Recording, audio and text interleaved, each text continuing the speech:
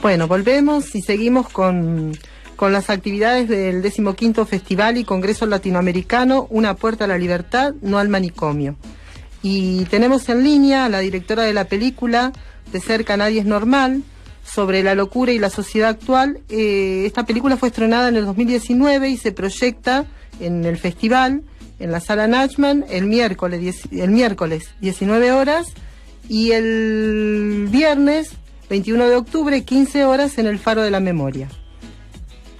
En un neuropsiquiátrico situado en medio del campo, en la provincia de Santa Fe, vemos cómo se desarrolla la vida cotidiana. Las imágenes poéticas muestran paulatinamente el encierro, la constante medicación a la cual son sometidos a diario, los medios de comunicación, el poder de las instituciones. El concepto de normalidad y de locura son cuestionados y deja preguntas abiertas que calan en lo más profundo de nuestra sociedad. Malena, ¿cómo estás? Buenas tardes, te saludamos Carla y dos Pablos acá, ¿eh? Dos Pablo por dos. Bueno, buenas tardes. Malena, contanos, ¿no? Vos sabés que de cerca nadie es normal es una de las frases clásicas del campo de la salud mental, porque la verdad que por suerte nadie es normal. Sí, como dijiste, por suerte realmente. Contanos, cómo surge, ¿no?, esta idea de meterse de lleno, ¿no?, en contar qué pasa dentro de un neuropsiquiátrico. Mira, la verdad que la película pasó por miles de lugares. Se filmó en el 2008 y se estrenó en el 2019, así que se imaginan todo lo que pasó esta película. Sí. Yo estudiaba en la Universidad de las Madres de Plaza de Mayo. En ese momento existía la carrera de cine documental y se hacían los congresos todos los años de salud mental. Y ahí, bueno, conocí, aparte de algunos trabajadores y trabajadoras de la salud, sobre todo psicólogos y psicólogas, sí, que estaban trabajando con los pacientes, o bueno, ahora se les dice usuarios, y habían desarrollado todo, bueno, un tema con la apicultura, estaban vendiendo miel, y a través de esa situación de conocerlos, empecé a conocer cómo funcionaba Oliveros, y me pareció que tenía una historia en sí. Además, el manicomio está tomado por sus trabajadores, es un manicomio muy particular en sí mismo, digamos, al margen de que cada manicomio es muy particular, pero sí. Empecé a viajar y la película iba a ser sobre cómo las condiciones laborales, o sea, el hecho de que los pacientes empezaran a trabajar, tuvieran su plata, ¿no?, tendieran como de nuevo lazos con la sociedad, por decirlo de alguna manera, bueno, mejoraba su salud mental y había también mejorado las condiciones en los trabajadores. Bueno, el tema es que cuando empecé a investigar, eso empezó a mutar y empezaron a haber como conflictos internos, las cooperativas. Entonces yo dije, bueno, ¿de qué voy a hacer? O sea, yo había ido con una idea. Claro. Y bueno, y de repente eso, ¿no? El documental depende desde dónde lo encares, pero para mí, por supuesto que no es que existe una verdad ni una realidad, pero sí existen los hechos, y entonces vos decís, bueno, no puedo, por más que me gustaría contar un tipo de historia, forzar, ¿no?, la historia en sí misma. Paralelo a eso, conocí a un productor que, bueno, fue el que nos estafó, y por eso fueron tantos años de lucha y hacerle un juicio para conseguir los derechos de la película, y bueno, y empezamos a filmar en el documental, que se tenía que tratar de eso, porque habíamos presentado una carpeta al Inca. O sea, yo digo, ¿qué hago?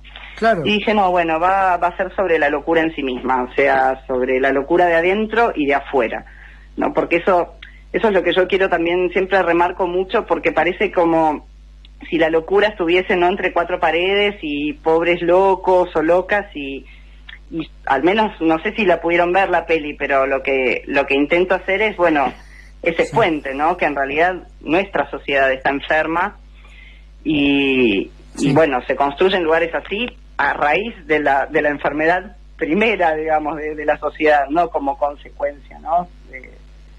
Entonces, bueno, fue mutando muchísimo la historia de la película, y terminó siendo eso, sobre la locura en general, del adentro, del afuera, de los medios de comunicación, de las relaciones humanas, del Estado, digamos, bueno. una sociedad enferma que separa a los locos, supuestos locos, que determina quién es normal y quién no. Total. Y bueno, lo que hablábamos con Saba, ¿no? Esa necesidad de las farmacéuticas y de algunas instituciones privadas de encerrar para mantener un negocio, y bueno, y esa enfermedad que decimos a veces la enfermedad más grande, que es el capitalismo, que es lo que genera todo este tipo de situaciones.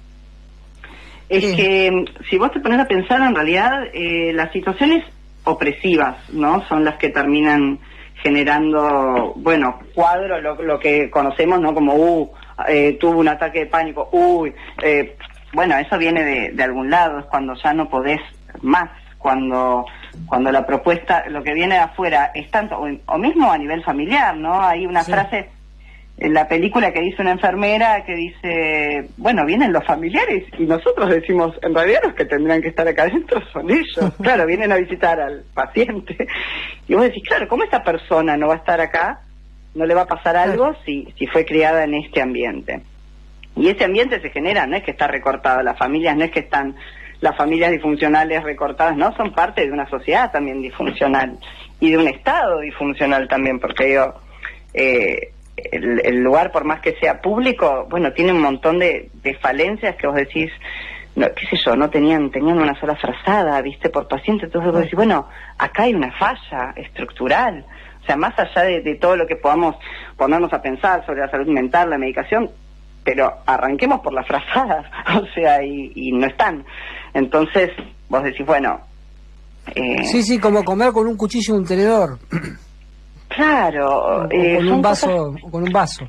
No, y además mucho, yo realmente lo que me di cuenta, lo que te decían muchos los pacientes, y ojo, también los trabajadores de la salud, porque yo a veces pienso que se pone mucho el foco y está bien, ¿no? O sea, en todas las condiciones opresivas que viven muchas veces los pacientes, además esto de no tener voz, ¿no? De esta cosa de, bueno, ser considerado un loco ya te deja inhabilitado para un montón de cosas. Pero los trabajadores de la salud, también el sistema está hecho de una forma en que terminan quemados, porque por ahí estuvieron 20 horas en un pabellón, ¿entendés? Sin dormir.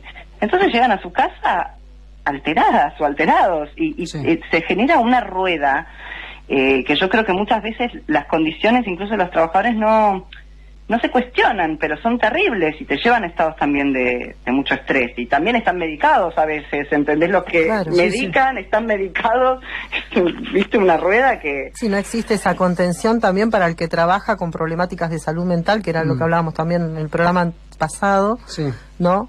Esa contención no existe para el trabajador o trabajadora de la salud, tanto en salud mental... Yo creo que es una de las fallas estructurales más grandes también que hay, porque... ¿Cómo haces si no puedes renovar tu mente para poder ocuparte también? Y es complicado. O sea, es como el tema de la salud mental parece inabordable por momentos, ¿viste? Porque no es solo, bueno, la estructura, bueno, necesitan un poquito más de frazada, o bueno, pongamos un par de tallercitos más. No. Es algo muy profundo y que toca... muchos pilares, ¿no?, de la sociedad también. Sí, como también la locura y la pobreza, cómo se potencia, porque también hablábamos, ¿no?, la otra vez, de un trabajador se queda sin trabajo, tiene que mantener a su familia, se encuentra con un montón de obstáculos, y llega a un punto que también eso afecta a su salud mental, o al mismo trabajo, a veces un trabajo que no es remunerado como corresponde. Bueno, eso también enferma a las personas. No, y también el hecho de que sea un tabú también hace que sea parte de algo que no se habla. O sea, a nadie le gusta decir, uy, estoy con un problema de salud mental, ¿no? O sea, sigue siendo un tema muy tabú. Entonces, y también como si pareciese eso, ¿no? Tenés un problema de salud mental, igual lo coloca, ¿no? Pero todas las personas pasamos por un montón de episodios, y muchas veces en soledad o en familia, digo, pero no se comparte porque, digo, estamos en el siglo XXI, pero todavía sigue siendo tabú. Sí, hay muchos prejuicios. Y yo creo que después de todo lo que pasó en la cuarentena quedó totalmente expuesto lo importante que es la salud mental y lo maltratada que está desde todos los lugares, ¿no? Porque fue mordaz lo que pasó, fue un encierro muy grande y bueno, parece como si fueran cosas desconectadas, ¿no? Los manicomios por un lado, la pandemia por el otro, los problemas económicos por otro, y en realidad es un tejido que, bueno, como está enfermo ese tejido, sos pobre y muy posiblemente estés rayando la locura porque no tenés para comer. ¿Y cómo vas a poder pensar en otra cosa si tu cabeza tiene hambre? O sea, si tu cuerpo te está pidiendo... Sí, o si tenés algún padecimiento mental y no tenés los recursos para un psicólogo, o el turno para un psicólogo o una psicóloga está de acá a 3 meses, ya cuando llegas a una guardia con un ataque de pánico, como decías vos, o con un ataque... Sí, y además todavía no es realmente muy complejo también lo de las pastillas, porque yo al principio, bueno, era totalmente anti pastilla, medicación, me parecía un horror total, una tranza con los laboratorios, pero después había casos muy puntuales que vos decís, bueno, realmente cada caso es único también, entonces me decís, bueno, y si no podés tener tal medicación y si no tenés acceso, entonces es complejísimo. Y también los ataques de pánico se tapan con medicación, donde en realidad por ahí lo que necesitas es ir una vez por semana al psicólogo y no estar tomando algo. Malena, te vamos a agradecer muchísimo por la comunicación y bueno, que se arme un buen debate en el Congreso. Sí, ojalá, perdón, espero, por ahí me querían preguntar más cosas, se habló un montón, no sé si quieren preguntar. No, está muy bien, la idea era comentar de qué se trata y obviamente invitar nos vamos a invitar a la proyección en la sala Nachman, mañana miércoles 19 horas. Es charla debate, va a estar Malena y va a estar Alberto Sabat también. Y el viernes 21 de octubre a las 15 horas en el Faro de la Memoria, allá en la Rotonda del Faro, también la van a volver a proyectar y también charla debate. Muchas gracias, Malena. Bueno, ojalá puedan venir mañana, sé que son horarios los dos un poco tempraneros. Sí. Pero bueno, si no, después quedamos en contacto y les paso el link y la pueden ver. Perfecto. Un fuerte abrazo. Bueno, para ustedes también, muy agradecida.